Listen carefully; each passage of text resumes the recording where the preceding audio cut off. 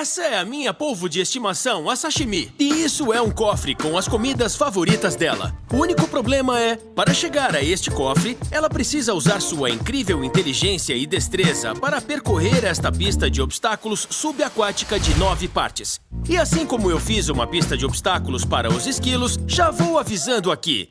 Eu subestimei demais as capacidades desta criatura incrível. Para entender a situação atual, nós precisamos voltar 6 meses no tempo, quando eu decidi ter um polvo de estimação para ver com os meus próprios olhos se eles são tão inteligentes quanto dizem. Eu levei ela para o Crunch Labs e coloquei num tanque repleto de água salgada e devidamente decorado. E ela já se sentiu em casa. A primeira coisa que me chamou a atenção foi a curiosidade dela. Por exemplo, quando eu coloco qualquer coisa no tanque, até o meu braço, ela corre para interagir. Daqui a pouco eu falo sobre isso, mas além de segurar com força as coisas como a minha mão, ela é muito forte! Minha nossa! As suas ventosas também coletam informações sobre mim, como o meu cheiro, gosto e cor. Depois de algumas semanas, como ela é muito brincalhona, foi difícil não formar um vínculo. Por exemplo, ela adorava colocar 4 tentáculos no jato de água. Acho que é o equivalente a um cachorro com a cabeça para fora da janela do carro. Ela brincava de pega-pega com a gente, posava para uma selfie sempre que via uma câmera. E sempre que a gente colocava um brinquedo no tanque, ela entrava no modo 20.000 léguas submarinas. Conforme eu fui pesquisando, aprendi que dos 100 milhões de polvos que nós, humanos, colocamos num prato ou num pet shop anualmente, todos nascem e crescem no oceano. Eles não se reproduzem em cativeiro. E foi quando eu me dei conta de um enorme absurdo. Isso me transformava no vilão em Procurando Nemo. E como ninguém quer ser o vilão de Procurando Nemo, por mais que todo mundo adore a sashimi aqui no Crunch Labs, nós pesquisamos e descobrimos no pet shop de onde ela veio o local exato em que a tiraram do oceano. O problema de devolver ela à natureza é que ela é alimentada por humanos há algum tempo. A ideia era que se ela conseguisse descobrir como resolver um labirinto de obstáculos, eu teria certeza de que ela poderia se lembrar dos seus primeiros dias caçando no oceano. E ela poderia ser devolvida com segurança ao mar. A primeira fase do plano era dar alguns desafios e observar seu comportamento para entender as habilidades dela. E ao que parece, são muitas. Para começar, sua capacidade de mudar de cor e de forma é incomparável no reino animal. Por exemplo, você consegue encontrar o polvo escondido bem abaixo do seu nariz?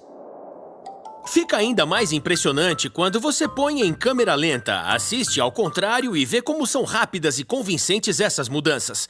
E não usam a camuflagem só como forma de proteção. Os polvos também imitam a forma de predadores maiores, como as enguias. E como a sashimi mostra aqui, e você pode ver aqui, eles até inventam maneiras bem criativas de se movimentar. Os pesquisadores dizem que os polvos podem reconhecer e jogar água em uma pessoa específica sempre que passam pelo tanque. E sabem reconhecer essa pessoa, mesmo que ela troque de roupa. Também dizem que o polvo consegue jogar vários jatos de água no interruptor para apagar as luzes da sala. Também não é incomum que eles fujam dos seus tanques à noite para mapear melhor a sala em que estão, ou invadir outros tanques em busca de comida, e de manhã voltam ao seu tanque original como se nada tivesse acontecido. Depois de alguns meses de observação, quando a gente finalmente se entendeu melhor, tínhamos todos os dados para poder entrar na fase 2. Depois de muita reunião, CAD, impressão 3D e cortes a laser, nós chegamos até aqui. Começando pelo fim da nossa pista de obstáculo, o cofre dourado. Se ela descobrir como abrir a porta do cofre, ela ganha 1,5 kg de camarão, a comida favorita dela, que está ali dentro. A gente sabe que ela ama camarão porque durante uma semana a gente preparou um buffet de frutos do mar com 4 opções diferentes. E nas 4 vezes que fizemos o experimento, o aroma do camarão foi sempre o mais irresistível. Mas para ganhar essa recompensa suculenta, ela vai ter que merecer. Começando com o desafio número 1. Por baixo, por cima. Ela precisa descobrir como passar por baixo da barreira de pedras e depois por cima da barreira de bolas flutuantes. E se ela conseguir, depois desse portal circular verde, ela vai encontrar com esta porta giratória de 4 folhas. Se ela descobrir como a porta funciona e passar pelo próximo portal, a sashimi vai se deparar com uma parede. E nesse ponto é game over. A menos que ela deduza que empurrando esse bloco, ela pode passar pelo corredor e continuar sua jornada para cima na queda da bola. É aqui que as coisas ficam mais difíceis, porque a destreza se torna muito mais relevante. Neste caso, ela tem que agarrar e girar essa alavanca nesta fenda, o que vai fazer com que as 2 bolas presas no tubo caiam, abrindo o caminho para cima através do tubo. Mas quando ela nadar subindo pelo tubo, ela vai ficar presa, porque o portal está bloqueado por um portão vermelho. A menos que ela descubra como apertar o botão de saída de emergência, o que vai empurrar esta bola de contrapeso para fora da borda, puxando o portão para cima e permitindo a entrada no meu obstáculo favorito, o peixe fora d'água. Porque aqui o único jeito da sashimi continuar seu progresso seria exibindo sua capacidade de viver em terra por até 1 hora, rastejando para fora da água, para cima, por cima e para baixo até o outro lado. Depois de passar pelo portal, ela ganha um incentivo. Na parte de trás do Fat Gus tem um camarão.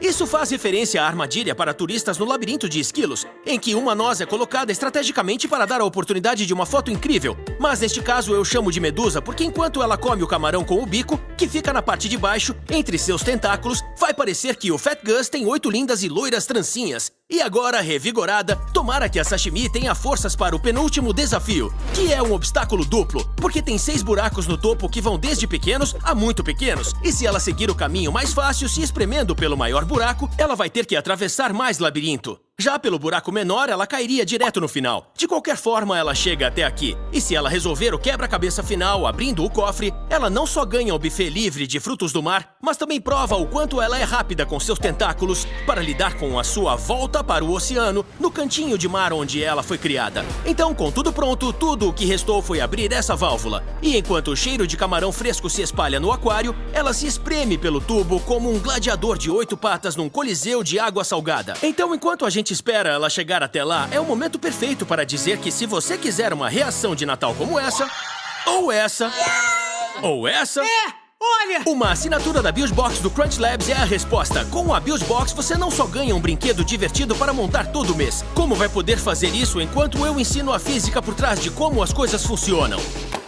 A gente vai estar juntos. Vamos construir, aprender e progredir juntos para entender bem os princípios. Deu certo. Se você estiver procurando algo para colocar na sua lista de Natal, ou você só quer bancar o herói e dar de presente para outra pessoa, use o link na descrição ou acesse crunchlabs.com, onde vamos sortear 2 BuildBox como especial de fim de ano. De volta a sashimi. Depois de chegar ao tanque principal e explorar um pouco as dimensões do labirinto, ela conseguiu entrar relativamente rápido, mas então meio que relaxou. Como se ela não entendesse bem o que deveria fazer a seguir. Mas como não dá para ignorar o cheiro irresistível de camarão fresco por muito tempo, ela finalmente ficou curiosa e começou a explorar. A primeira coisa que notei é que quando ela está em um novo ambiente, ela meio que mapeia as coisas coletando dados com seus tentáculos, ao invés de simplesmente nadar sem rumo. Rapidinho, ela descobriu tudo. Mas tudo bem, o primeiro desafio era fácil mesmo. Como eu já tinha observado ela no tanque, eu percebi que ela sabia cavar muito bem e se enterrar na areia, usando a propulsão de água de seu tubo sifão para remover as pedras. As bolas foram um desafio ainda mais simples,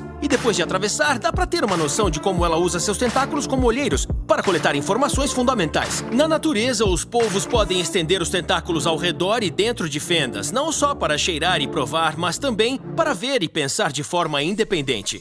O primeiro obstáculo foi simples, mas descobrir como operar uma porta giratória seria um teste muito mais difícil. Uau! Entendi. Acho que já sei como vai ser. E este foi o primeiro indicador de que essa seria uma batalha de inteligência. Foi uma sensação parecida a quando os esquilos conseguiram superar minha ponte de corda de instabilidade, pulando por cima como se ela não existisse. Eu deveria ter previsto isso. Como você pode ver nesse vídeo de um polvo escapando de um barco, se a abertura for maior do que o seu bico, que é a única parte dura do corpo do polvo, ele vai conseguir passar.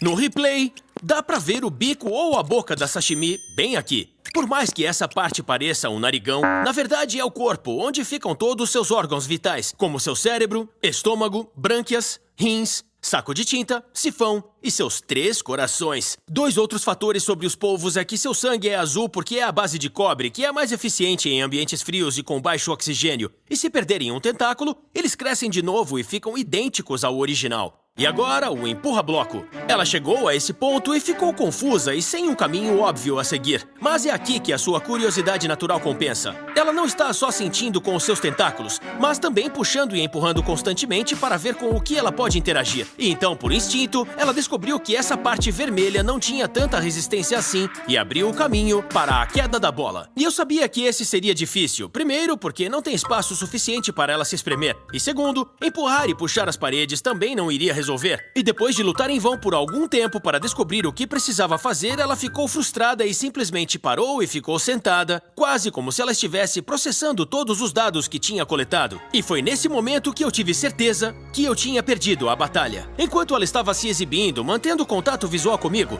ela estendeu um de seus tentáculos, agarrou e depois girou a barra, que acabou deslocando as bolas, permitindo abrir caminho e seguir em frente. E esse é o momento perfeito para contar a vocês que meu fato favorito sobre os polvos é que eles são a coisa mais próxima que temos à vida alienígena inteligente no nosso planeta. Calma, eu vou explicar. Esta é uma versão muito simplificada da árvore da vida. Esse diagrama mostra como toda a vida está relacionada e o que evoluiu a partir de quê. Como a gente sabe disso? Bem, sendo detetives da ciência e procurando pistas. Por exemplo, centenas de anos atrás, cientistas notaram que nós temos 7 vértebras no pescoço e as girafas também.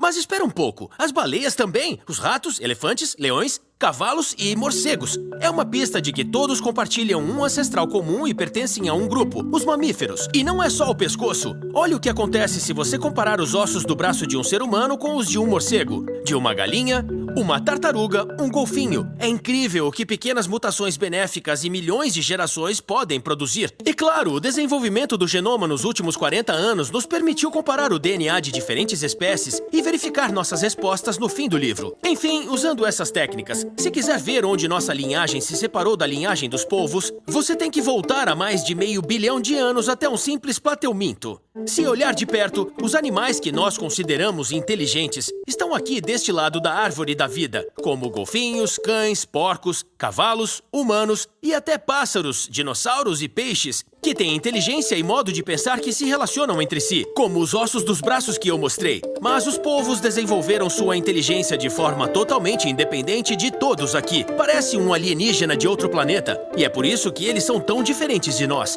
Por exemplo, eles têm o dobro de neurônios que um gato, mas diferente de todos os animais daqui, onde todos os neurônios estão no cérebro, nos polvos apenas 1/3 de seus neurônios está no cérebro, e o resto está nos tentáculos. Isso quer dizer que eles não só cheiram e sentem gosto, mas podem pensar e agir com os tentáculos. Isso significa que mesmo que o tentáculo seja cortado, ele ainda pode se camuflar no ambiente, sentindo a luz. Seria como fechar seus olhos, entrar numa sala, tocar uma parede e fazer com que a sua mão combine com a cor. Ter 8 mini-cérebros independentes, junto com um cérebro central maior, é tão incompreensível quanto a inteligência alienígena para nós. De volta ao labirinto, a Sashimi chegou ao botão de emergência, que é marco da metade do caminho. Como sempre, os braços fazem o trabalho de reconhecimento. E no momento que ela sente o portão vermelho, ela descobre meu truque e imediatamente aperta o botão para soltar a bola e abrir a porta, que leva ao meu obstáculo favorito, o peixe fora d'água. E eu gostei de ver que ela entendeu o meu truque, porque depois de muitas expedições exploratórias com os tentáculos, ela percebeu que o único caminho a seguir é sair da água. Depois de se preparar um pouquinho, ela vai em frente, sobe, passa por cima e depois desce.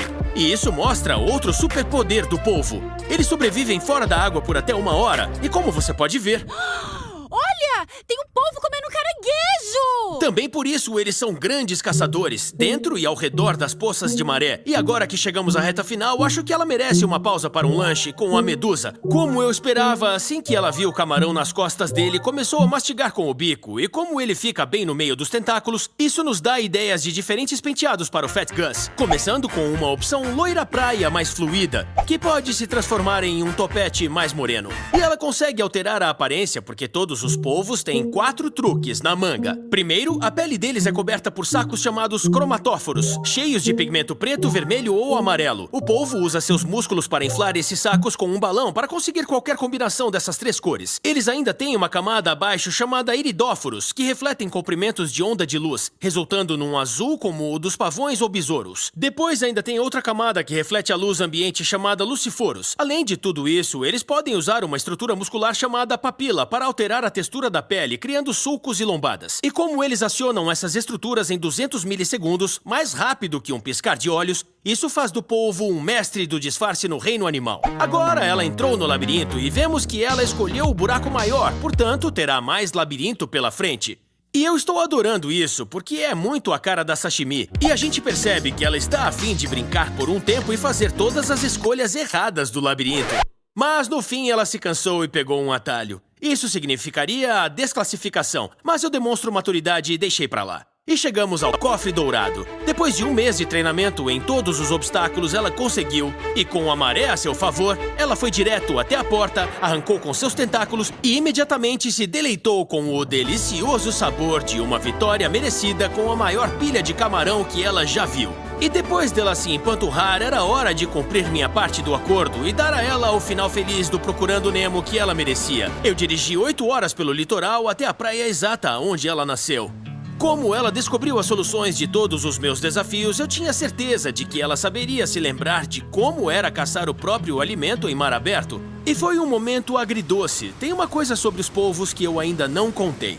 O tempo médio da vida de um polvo é cerca de 1 ano e meio apenas. Em seu ato final, depois de botar seus ovos, a fêmea continua vigiando e protegendo seus filhotes até o ponto de parar de comer e morrer.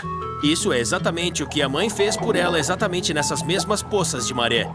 Logo, a sashimi poderá adicionar uma geração à árvore da vida que está em constante evolução. Só que desta vez, talvez criando uma linhagem de descendentes super inteligentes e que resolvem enigmas. Sabendo tudo o que você aprendeu sobre a sashimi, não surpreende saber que ela tem muito bom gosto em brincar.